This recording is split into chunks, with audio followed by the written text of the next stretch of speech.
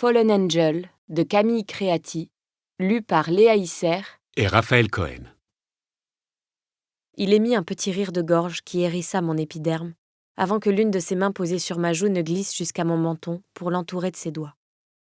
Et ses yeux autrefois accrochés aux miens descendirent eux aussi pour tomber sur mes lèvres entr'ouvertes. « C'est vrai », m'avoua-t-il alors d'une voix rauque, « parce que je ne supporte pas l'idée qu'un autre puisse te toucher. » Si les lumières stroboscopiques de la boîte de nuit arrivaient à camoufler mes rougeurs, j'étais persuadée que la vive lueur des lampadaires, elle, par contre, les laissait bien trop visibles. L'atmosphère autour de nous changea du tout au tout. L'air sembla devenir plus lourd, plus chaud, tandis que nos lèvres n'étaient désormais séparées que de quelques infimes millimètres. Et je mourais, oui, je mourais d'envie de réduire cette putain de distance à néant. Je rêvais qu'il m'embrasse, je rêvais qu'il me fasse sienne. Mais soudain, alors que nos souffles s'en mêlaient, Kaz se recula, les sourcils légèrement froncés. « Tu as bu quoi ?» me demanda-t-il. Quelques cocktails et shots de tequila. » Il soupira, lâchant mon visage pour retirer sa veste en cuir qu'il me tendit. Décontenancé, je me contentai de l'attraper avant de l'enfiler en silence sous le regard appuyé du grand brun. « Heureusement que je suis venu à moto », me lança-t-il avant de se diriger vers le trottoir d'en face. Je le suivis sans attendre, ne pouvant m'empêcher de lui lancer avec malice. « Donc tu me donnes ta veste pour que je ne prenne pas froid ? Fais gaffe, tu deviendrais presque sympa. » »« Pas du tout. Je te prête ma veste pour éviter que tu ne te retrouves à poil sur ma moto avec ce bout de tissu qui te sert de robe. »« Là, je te retrouve !» m'exclamai-je dans un rire. Atteignant la moto, il me tendit un des deux casques que j'enfilai avant de grimper sur l'engin, sans trop de difficulté. Kaz me regarda faire du coin de l'œil et finit par me lancer alors qu'il montait à son tour. « Je vois que tu commences à prendre tes aises, mon ange. » Pour toute réponse, j'enroulai mes bras autour de son buste, rapprochant un peu plus mon bassin du sien avant de lui répondre. « On dirait bien, oui. » Une fois arrivé dans ma chambre, j'ôtai mes bottes vernies avant de me laisser tomber sur mon lit dans un soupir. Le regard fixé sur le plafond blanc, je tentais de remettre de l'ordre dans mes pensées qui se bousculaient par milliers dans ma tête, l'effet de l'alcool semblant s'être totalement estompé avec mon altercation et le trajet à moto. Elle est à moi. Les mots du Bloody Reaper m'assiégèrent à nouveau, couvrant ma peau de frissons et résonnant en boucle dans mon esprit.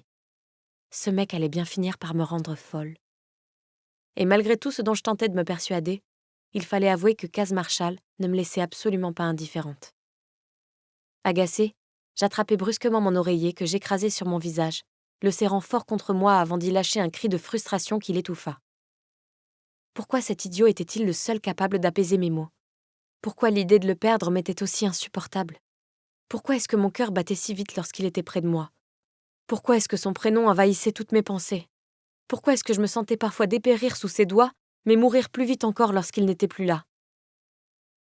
Et c'est alors qu'elle me frappa comme la foudre, l'évidence. J'avais fini par tomber amoureuse de Kaz. Douloureusement et véritablement amoureuse de lui.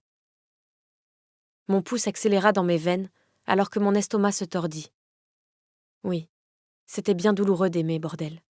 Et j'avais beau tenter de fermer les yeux et inspirer profondément, le vacarme de mon cœur résonnait jusque dans mon crâne et ne semblait pas prêt de s'interrompre. J'allais certainement faire une nuit blanche. Mais soudain, comme si mon cerveau n'était plus maître de rien, je sentis mes muscles se tendre, redressant mon corps d'une pulsion nouvelle, ou plutôt d'un désir profond qu'il était urgent d'assouvir. Sans plus réfléchir à rien, je quittai mon lit avant de m'élancer d'un pas décidé vers la porte de ma chambre, n'écoutant en cet instant rien d'autre que les dictates de mon cœur. Je m'élançai dans le couloir, l'esprit en vrac. Parmi la longue rangée de portes, je savais déjà laquelle était sienne, et mes pieds nus stoppèrent leur course pile devant. Alors j'inspirai un grand coup, puis levai le bras pour toquer. 3 coups distincts. Silence. Je patientai quelques secondes. L'attente me parut durer une éternité. Peut-être dormait-il déjà ? Alors que je m'apprêtais à faire demi-tour, déçu, j'entendis soudainement le verrou tourner dans la serrure. Je me retournai, quand la porte s'ouvrit sur Kaz, les cheveux en bataille, et qui ne portait rien d'autre que son jean délavé. Il arqua un sourcil interrogateur, tandis qu'un léger rictus amusé ourla ses lèvres. S'accoudant au chambranle de la porte, il plongea ses yeux noirs dans les miens, attendant que je lui donne la raison de ma visite. J'arrive pas à dormir.